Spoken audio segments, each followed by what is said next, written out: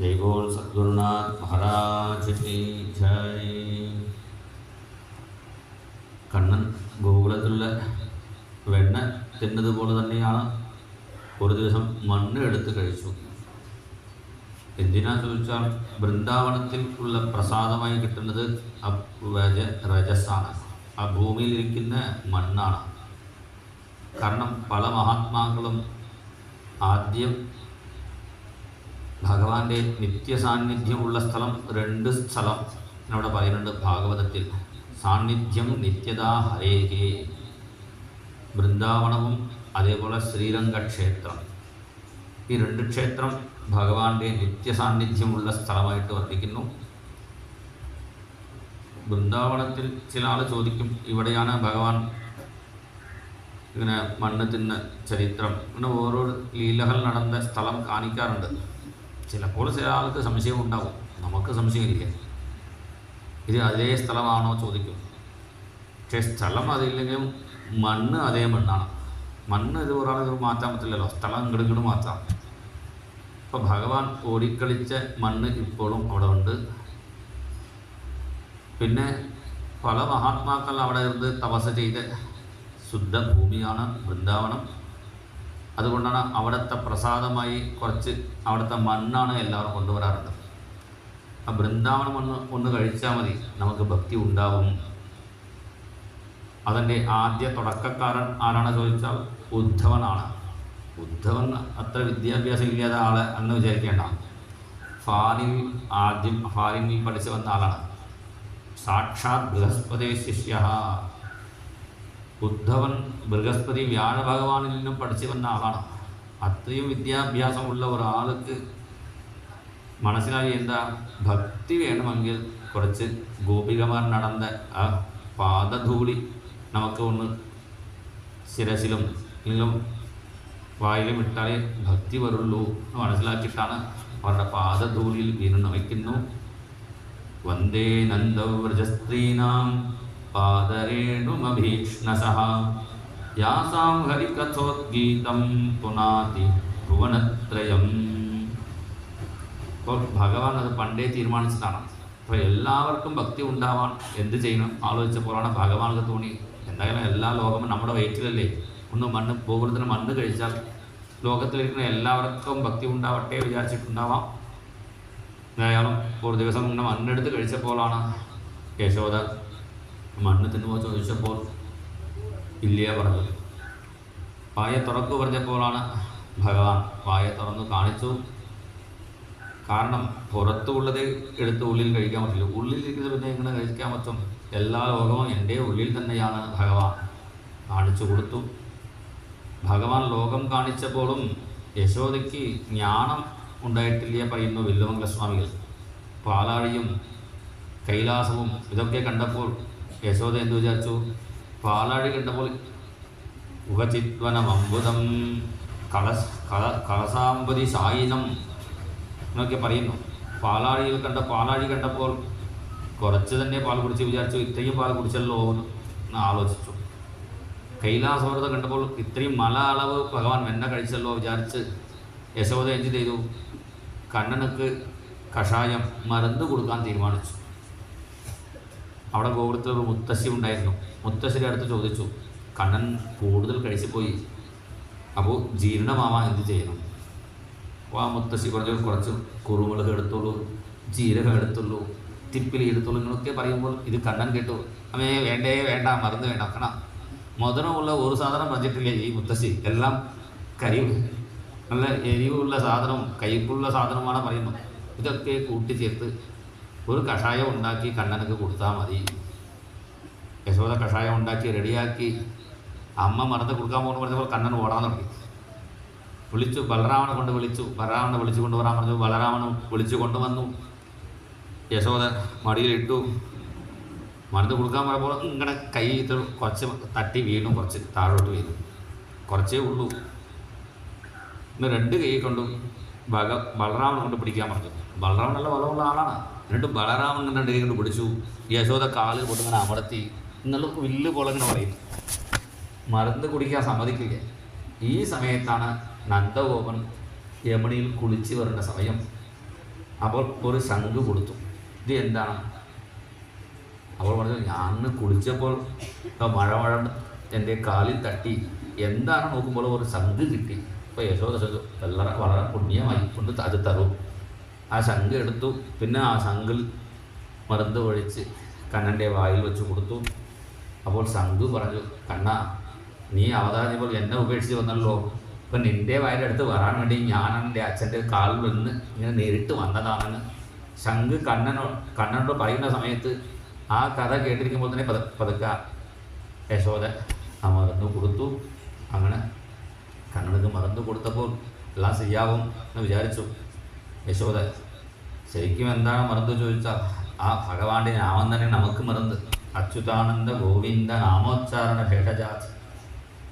അങ്ങനെ യശോദ വാത്സല്യത്തോട് കണ്ണനക്ക് മറന്നൊക്കെ കൊടുത്തു. പിന്നെ വേറൊരു ദിവസം യശോദ തൈര് കളക്കിക്കൊണ്ടിരിക്കുമ്പോഴാണ് ഭഗവാന്റെ നാമവും പാടിക്കൊണ്ട് മാധവ കൃഷ്ണ മധുസൂദന കൃഷ്ണ, മാധവ കൃഷ്ണ മധുസൂദന കൃഷ്ണ, യാദവ കൃഷ്ണ യദുനന്ദന കൃഷ്ണ, യാദവ കൃഷ്ണ യദുനന്ദന കൃഷ്ണ, മാധവ കൃഷ്ണ മധുസൂദന കൃഷ്ണ, മാധവ കൃഷ്ണ മധുസൂദന കൃഷ്ണ. ജയ രാധേ ജയ രാധേ ജയ രാധേ രാധേ രാധേ, ജയ രാധേ ജയ രാധേ ജയ രാധേ രാധേ രാധേ, ജയ രാധേ രാധേ രാധേ രാധേ രാധേ രാധേ രാധേ, ജയ രാധേ രാധേ രാധേ രാധേ രാധേ രാധേ രാധേ. മാധവ കൃഷ്ണ മധുസൂദന കൃഷ്ണ, മാധവ കൃഷ്ണ മധുസൂദന കൃഷ്ണ. കണ്ണാൻ മാത്രം വിളിച്ചാൽ കണ്ണൻ വരില്ലേ. കണ്ണൻ വരണമെങ്കിൽ ചെയ്യണം, ആദ്യം രാധയുടെ പേര് വിളിക്കണം. ജയ രാധേ രാധേ രാധേ ജപ്പോ ചലേ ആയെങ്കെ വിഹാരി. രാധേ രാധേ നാമം ജപിച്ചാൽ ആ രാധയോടുള്ള പ്രേമം കൊണ്ട് ഭഗവാൻ, രാധ പറഞ്ഞാൽ ഭക്തിയുടെ മൂർത്തിമത് ഭാവമാണ് രാധ. അപ്പോൾ രാധാനാമം ജപിക്കുമ്പോഴാണ് കണ്ണൻ നമ്മുടെ അടുത്ത് വരുള്ളൂ. നമുക്ക് ഭക്തിയില്ലെങ്കിലും ഭക്തിയുടെ ഒരു രൂപമായ രാധയെ സ്മരിക്കുമ്പോൾ ഭഗവാൻ നമ്മുടെ അടുത്ത് വരും. അങ്ങനെ യശോദ നാമം ജപിച്ചപ്പോൾ കണ്ണൻ യശോദയുടെ അടുത്ത് വന്നു. ഇപ്പോൾ തൈര് കലക്കുന്ന സമയമാണ്. തൈര് കലക്കുന്ന സമയത്ത് കണ്ണൻ പാല് വേഗം ചോദിച്ചപ്പോഴാണ് കണ്ണൻ മടിത്തട്ടിലിരുത്തി മുലപ്പാലും കൊടുത്തുകൊണ്ടാണ് തൈര് കലക്കുന്ന സമയത്ത് അടുപ്പത്ത് വച്ച് അത് തളച്ച് വരാൻ തുടങ്ങി. അത് തളച്ച് പോകാൻ കാരണം അടുപ്പത്ത് വെച്ച പാലും കണ്ണനക്ക് വേണ്ടി വെച്ചിരിക്കുന്നതാണ്. അപ്പോൾ ആ പാല് വിചാരിച്ചു, ഇപ്പോൾ കണ്ണൻ എഴുന്നേൽക്കുന്ന സമയം എന്നെ സ്വീകരിക്കും. എന്നാൽ ആ പാല് സന്തോഷത്തോടെ ഇരിക്കുമ്പോഴാണ് കണ്ണൻ അമ്മയുടെ പാൽ കുടിക്കുന്നത് കണ്ടു. ഇത് കണ്ടപ്പോൾ ആ പാൽ അടുപ്പത്ത് വെച്ച പാല് വിചാരിച്ചു അമ്മയുടെ പാൽ കുടിക്കാൻ തുടങ്ങി കണ്ണൻ. പിന്നെ നമ്മളെ കുടിക്കുന്നില്ലല്ലോ, ഇനി ജീവിച്ചിട്ട് എന്താ കാര്യം, എന്നാൽ ആത്മഹത്യ ചെയ്യാൻ വേണ്ടി ഇങ്ങനെ തളച്ച് അടുപ്പത്ത് വീഴാൻ തുടങ്ങി. അപ്പോഴാണ് യശോദ വേണ്ട നീ പോകണ്ട, ഞാൻ നിന്നെയും കണ്ണനക്ക് പിന്നെ കൊടുക്കാം എന്ന് പറഞ്ഞുകൊണ്ടാണ് കണ്ണനെ ഇറക്കി വെച്ചു. ആ പാലെടുത്താണ് അവിടെ പോയി. അപ്പോൾ കണ്ണനക്ക് ദേഷ്യം തോന്നി, എന്നെക്കാൾ ആ പാലോട് അത്ര സ്നേഹമാണോ? അങ്ങനെ തോന്നിപ്പോയി. എന്ത് ചെയ്തു, അടുത്ത കല്ലുണ്ടായിരുന്നു, കല്ലെടുത്ത് ആ കളം പൊട്ടിച്ചു എന്നാണ് ഇവിടെ ഭാഗവതത്തിൽ പറയുന്നു. ദൃഷദസ്മനാരഹോ ജഘാസ അയ്യങ്കവമന്തരം ഗതഃ ഭിത്വാ മൃഷാശ്രുഹു. പക്ഷേ ഭട്ടത്തിരി പറയുമ്പോൾ മന്ഥദണ്ഡമുപഗൃഹ്യപാടിതം എന്നാണ് ഭട്ടത്തിരി ഉണ്ടോ. മത്ത് എടുത്താണ് അതിൻ്റെ കടക്കോൽ വെച്ചാണ് ഭഗവാൻ കളം പൊട്ടിച്ചു. അത് പറഞ്ഞപ്പോൾ കണ്ണൻ പറഞ്ഞു, ഗുരുവായൂരപ്പൻ ഇത് നല്ല ഐഡിയാണ്, അടുത്ത കൃഷ്ണാവതാരത്തിൽ അങ്ങനെ ചെയ്തോളാം എന്ന് പറഞ്ഞു. അങ്ങനെ കല്ലുകൊണ്ട് ആ കളം പൊട്ടിച്ചു. വെണ്ണക്കളം മാത്രം കയ്യിലെടുത്ത് അവിടെ തയ്യൽ ഇങ്ങനെ ഓടിക്കൊണ്ടിരിക്കുന്നു. അതിൽ കാല് വെച്ചിരുന്നപ്പോൾ തന്നെ ഇടയ്ക്കിങ്ങനെ വീണു. ആ തയ്യൽ മുഴുവനും മുകളിലായി. പിന്നെ തോട്ടത്തിൽ ഒരു വിറലിൻ്റെ മുകളിൽ കയറിയിരുന്ന് ആ വെണ്ണക്കളം കയ്യിൽ വെച്ച് അങ്ങനെ കഴിച്ചുകൊണ്ടിരിക്കുന്നു. അങ്ങനെ കഴിച്ചുകൊണ്ടിരിക്കുമ്പോഴാണ് ഒരു കുരങ്ങൻ അവിടെ വന്നു. ഇത് സാധാരണ കുരങ്ങനില്ലേ, സാധാരണ കുരങ്ങന്മാർക്ക് കുട്ടികളിൽ തട്ടിപ്പറിച്ച് കൊണ്ടുപോകും. ഇത് സാക്ഷാത് ഹനുമാൻ സ്വാമിയാണ്. ഹനുമാൻ സ്വാമി എനിക്ക് പ്രസാദം കൊഞ്ചം തരണേ കുറച്ച് തരണി പ്രാർത്ഥിച്ചപ്പോൾ കുറച്ച് ഹനുമാനക്ക് പ്രസാദം കൊടുത്തു. ഭഗവാനും കഴിക്കുന്നു. അടിയിൽ അമ്മ വന്നാലും ചെയ്യും. അത് കണ്ട് ഇടയ്ക്കും കുറച്ച് കരഞ്ഞുകൊണ്ടിരിക്കുന്നു. സ്വയം കഴിക്കുന്നു. ഹനുമാൻ സ്വാമിക്ക് കൊടുക്കുന്നു. കാരണം രാമായണത്തിൽ ഉപകാരം ചെയ്ത ആളല്ലേ ഹനുമാൻ സ്വാമി. അതിനുവേണ്ടി കൂടുതൽ വെണ്ണ ഉണ്ടായപ്പോൾ ചെയ്തു, കയ്യിലും കുറച്ച് കൊടുത്തു, ബാക്കിയൊക്കെ ഇങ്ങനെ പൂശിയിരുന്നു. അതുകൊണ്ടാണ് അന്ന് മുതലാണ് ഹനുമാൻ സ്വാമിക്ക് വെണ്ണ ചാർത്ത് തുടങ്ങിയത് ആദ്യം കൃഷ്ണനാണ്. കാരണം രാമായണത്തിൽ മാത്രമല്ലേ, ഭാഗവതത്തിലും ഒരു ഹനുമാൻ്റെ ഭക്തൻ ഒരു ഭാഗവതം എഴുതിയിട്ടുണ്ട്.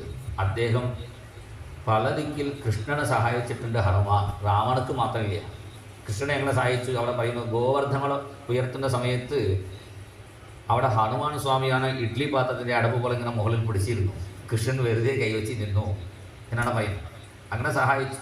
അങ്ങനെ അതുമാത്രമല്ല, പിന്നെ ചാണൂരൻ, മല്ലൻ, മുഷ്ടികൻ അവരുടെ യുദ്ധം ചെയ്യുന്ന സമയത്ത് കണ്ണൻ വരുന്ന ആക്ഷൻ മാത്രമേ ചെയ്തിട്ടുള്ളൂ. വേറെ നിന്നു ഹനുമാനാണ് തല്ലി. അതങ്ങനെ ഒറ്റടിയിൽ താഴെ വീണു ഒക്കെ രസമായിട്ട് വർണ്ണിക്കുന്നു. ചില കഥകളൊക്കെ ഇത് ഭാഗവതത്തിലുണ്ടോ എന്ന് ചോദിക്കാൻ പാടില്ല. ഭക്തന്മാരുടെ ഉള്ളിൽ ഭഗവാൻ ഇങ്ങനെ ഓരോ രസമായ കഥ തോന്നിപ്പിക്കുന്നു. അവർ അത് അതേപോലെ എഴുതുന്നു. അതിനെ പ്രമാണമായിട്ട് എടുക്കാമോ ചോദിച്ചാൽ അത് പ്രമാണം തന്നെയാണ്. എന്താ കാരണം? ശുകാചാര്യൻ തന്നെ ഇവിടെ പറയുന്നു, ബാലചൈതാനി അന്യാനി ചേഹച്ച ശ്രുതാനി ഗൃഹന്മനുഷ്യ ബാലചൈതാനി ച ശന്തമാനി അന്യാനി ച ഇഹച ശ്രുതാനി. ഞാൻ കുറച്ചേ പറഞ്ഞിട്ടുള്ളൂ, അന്യാനി കൂടുതലും ഭക്തന്മാർ പറയും. അതും മുഴുവനും കണ്ണൻ ചെയ്ത ലീലകൾ തന്നെയാണെന്ന് പറയുന്നു. അങ്ങനെ കണ്ണൻ വെണ്ണ കഴിക്കുന്ന സമയത്താണ് അമ്മ വന്നു. അമ്മയെ കണ്ടപ്പോൾ ഭഗവാൻ ആ വെണ്ണക്കളം വീശി ഓടാൻ തുടങ്ങി. യശോദ പിറകിൽ ഓടി വരുന്നു.